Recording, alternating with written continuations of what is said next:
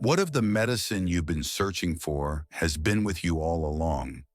Hidden not in bottles, not in prescriptions, but in your breath, your thoughts, your silence.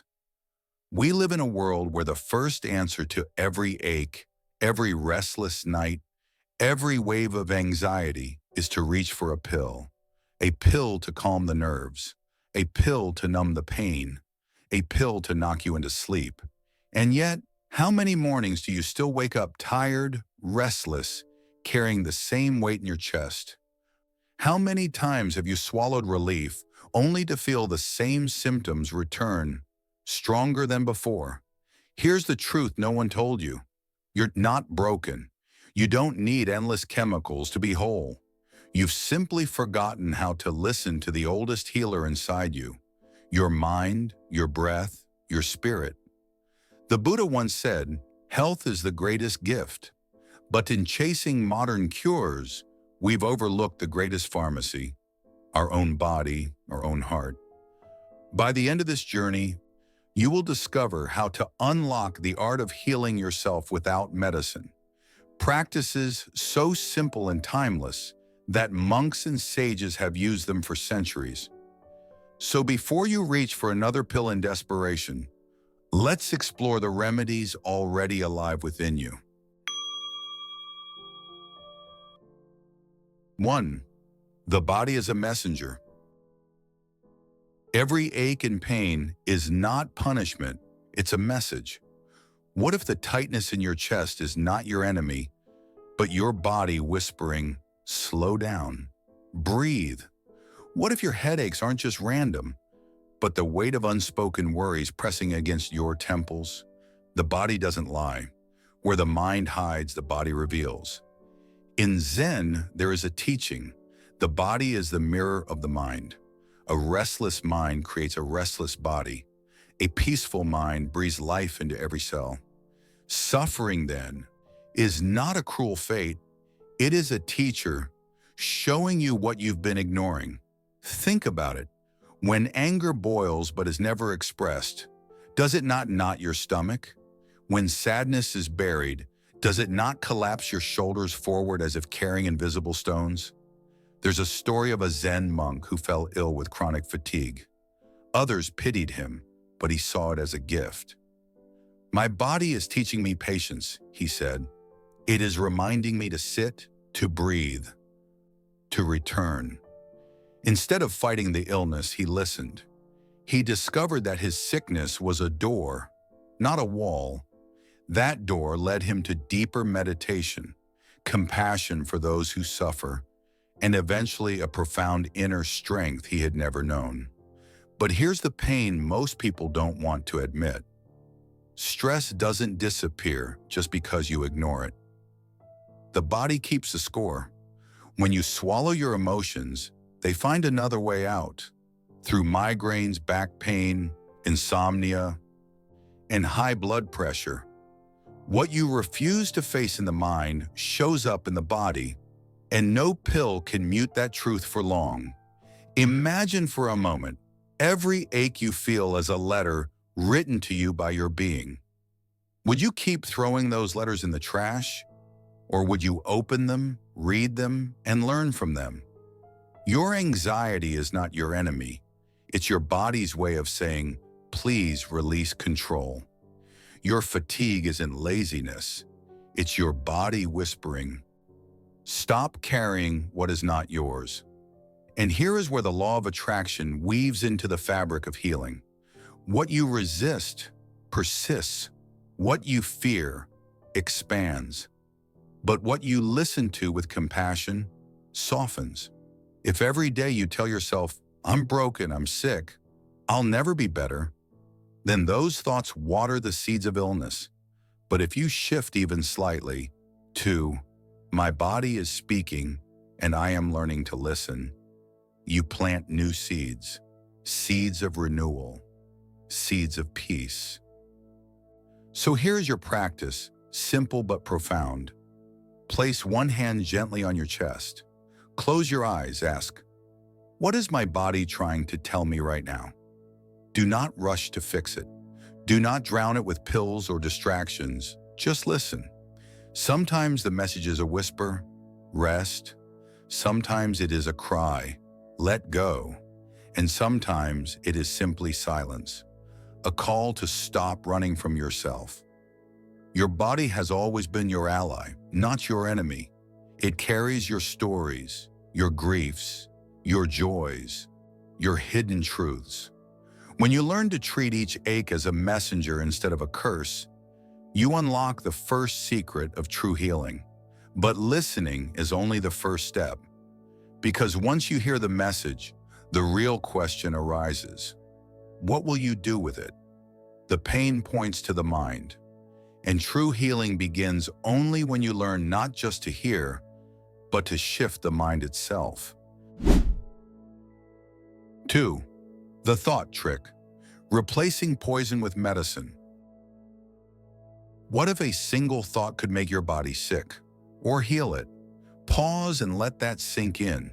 Because the truth is, your body is not just reacting to food, weather, or age. It is responding moment by moment to the thoughts you keep feeding it. A cruel thought can tighten your chest. A compassionate one can ease your breath. Thoughts are not abstract. They are medicine or poison, entering your bloodstream with every heartbeat. Zen wisdom says, your mind is a garden. Your thoughts are seeds. You can grow flowers, or you can grow weeds. Every moment you are planting. The question is, what harvest are you preparing for your own body? Pain, stress, and exhaustion, or healing, strength, and renewal? There is a story of a monk who endured years of chronic pain in his legs. Doctors had no cure.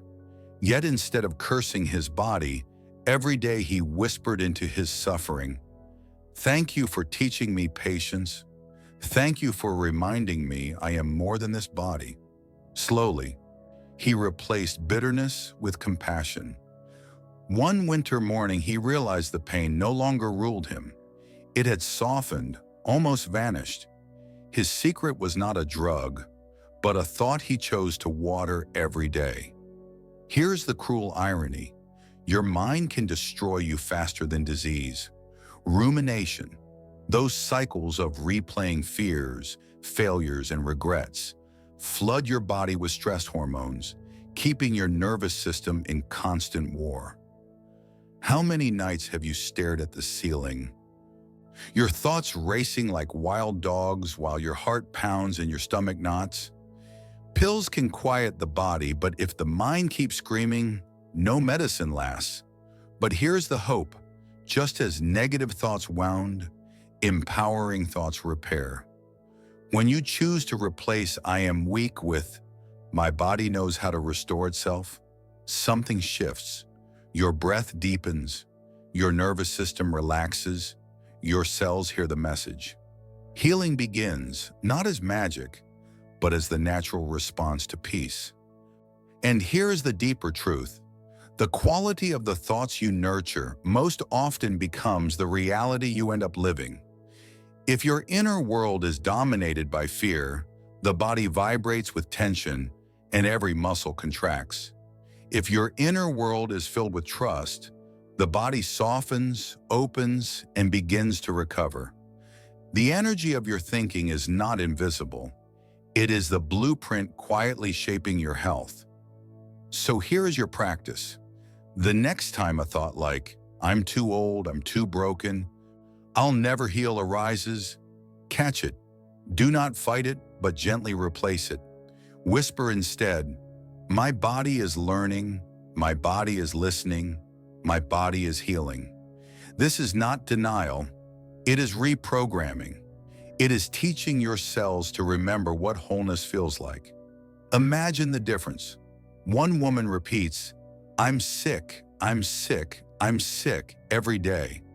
Another repeats, "I am restoring, I am restoring, I am restoring." Which one do you think wakes up with more energy? Which one breathes easier? The answer is obvious, because thoughts don't just stay in the head, they drip into the body like water feeding roots. And yet, Thoughts alone are not enough. You cannot just replace poison with medicine in the mind. You must also embody stillness, because it is in silence, in deep quiet, that the deepest repair takes place. 3. The healing power of stillness. Silence is not empty, it's medicine. In a world that never stops talking, where screens glow at midnight and notifications scream for your attention, silence has become almost terrifying.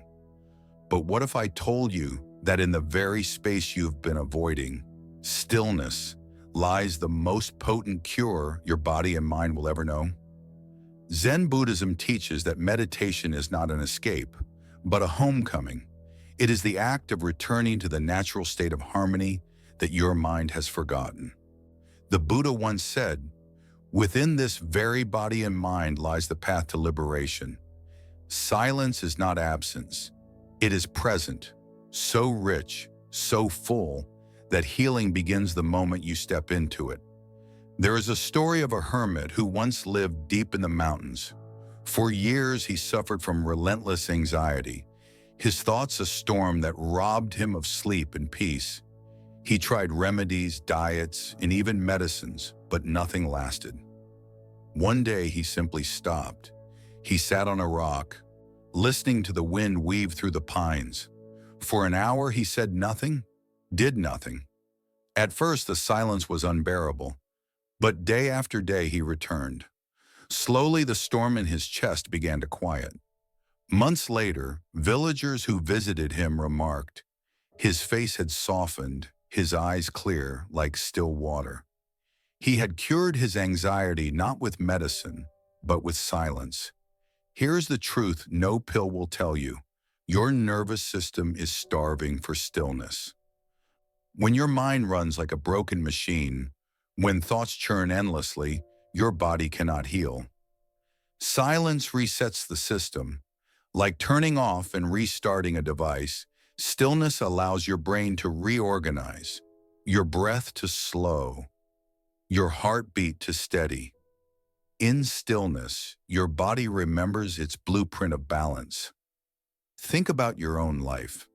How often do you collapse into bed exhausted, only to be ambushed by thoughts the moment your head touches the pillow? This is why you wake tired, no matter how many hours you slept. Your body may lie down, but your mind never rests. True rest begins not in the body, but in the silence of the mind. And here's the hidden beauty.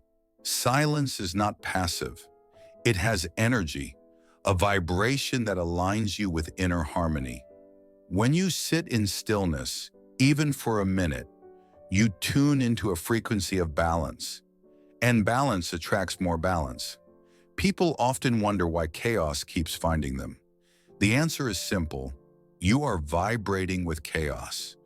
But in silence, your frequency shifts, and what comes towards you shifts with it. So here's your practice. Set a timer for 1 minute. Sit in silence.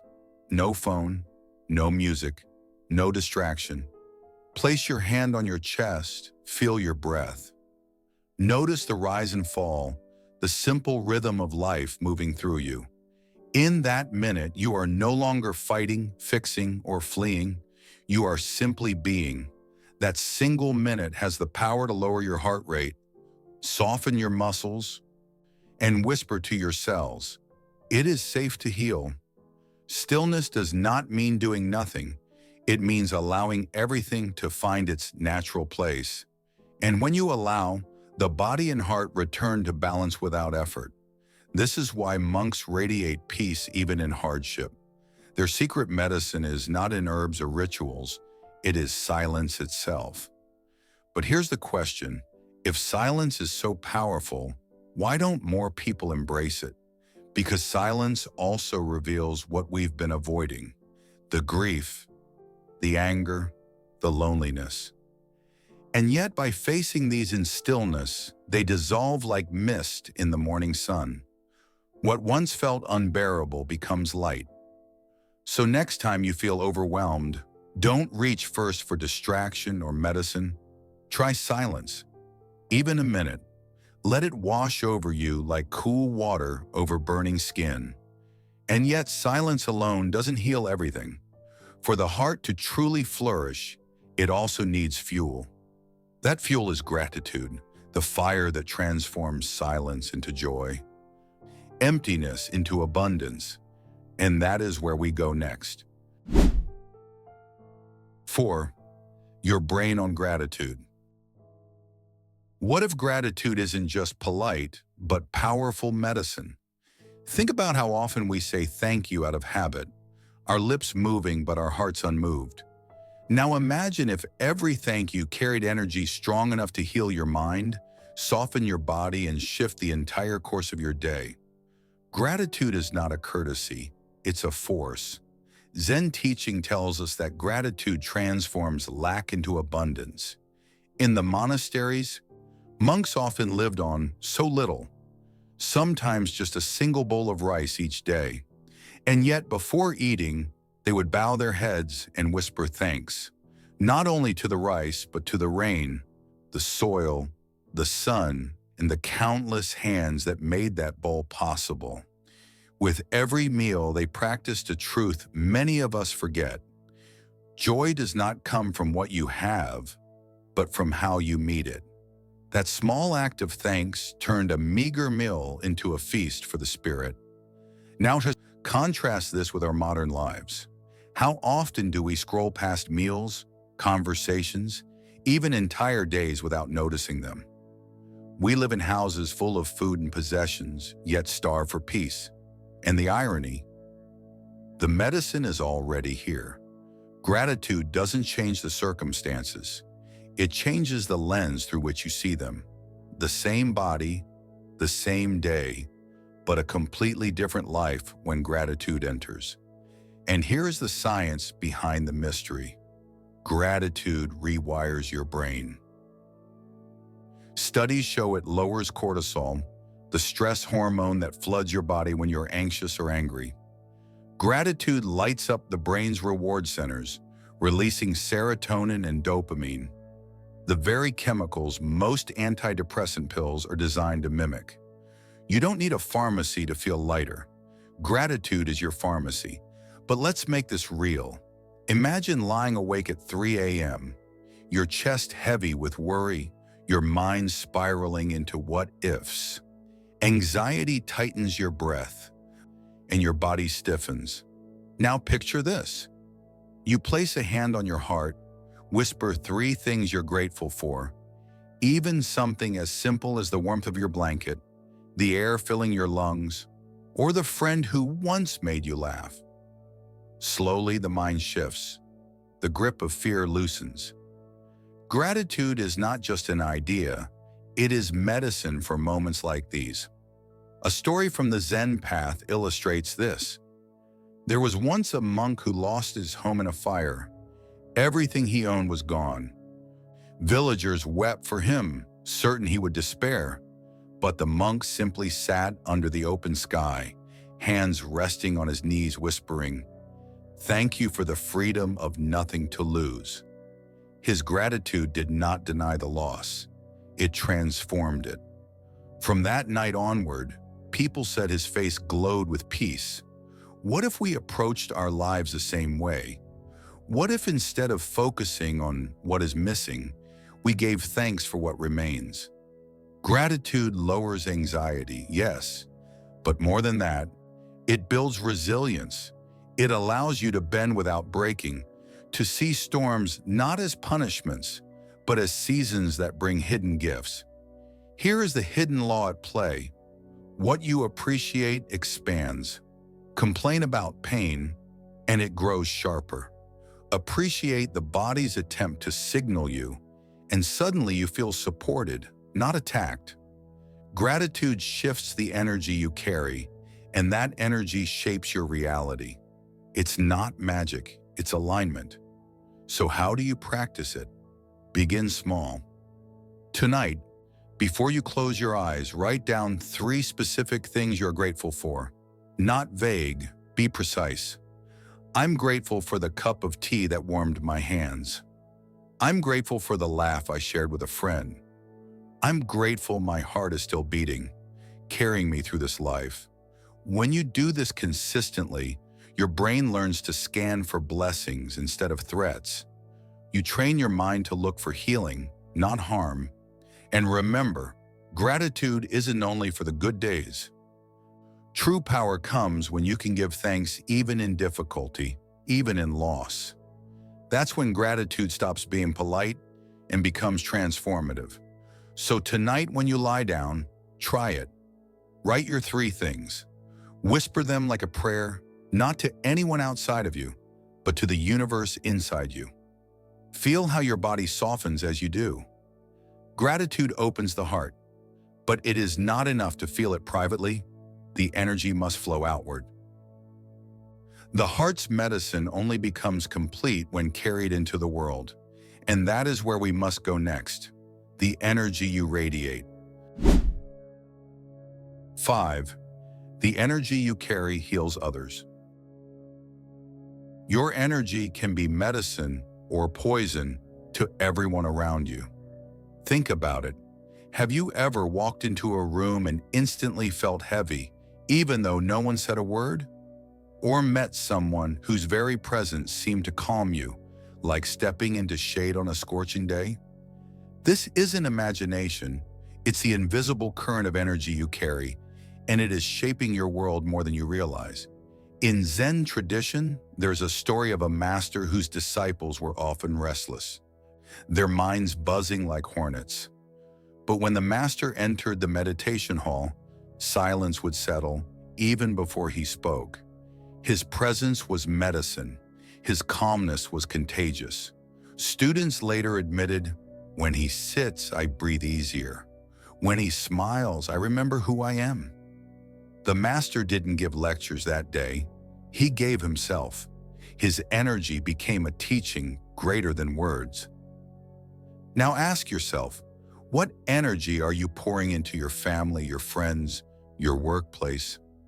When you are anxious, others feel it, even if you stay quiet. When you are angry, the air itself seems sharp. This is not mystical thinking. It's emotional contagion. Neuroscience shows that our brains are wired with mirror neurons. We unconsciously mimic the emotions of those around us. If you radiate despair, it spreads. If you radiate peace, it heals. Here's the hard truth. Your moods are never private. They ripple outward, touching every life you encounter. This means you hold an enormous responsibility, but also an incredible power. You can become the storm that unsettles others or the candle that steadies them. Which will you choose? Energy follows attention. If your mind dwells in anger, you become a magnet for conflict. If your thoughts are soaked in fear, you attract more shadows. But if you breathe peace, peace multiplies. This is the law of resonance. Vibrations attract their likeness. That's why one anxious person can poison a room, while one serene person can anchor it. So how do you shift your energy from poison to medicine? Start small with intention. Before stepping into any room, pause. Close your eyes, take a single deep breath, and silently set this intention. May my presence bring healing. You don't need to say it out loud. The energy speaks for you. Walk into that room not as someone dragging chaos, but as someone offering calm. Watch how the atmosphere bends to your presence. Think of the last time someone truly listened to you, without judgment, without interruption. Didn't it feel like medicine? You can offer that to others. Sometimes healing doesn't come from herbs or therapy or pills.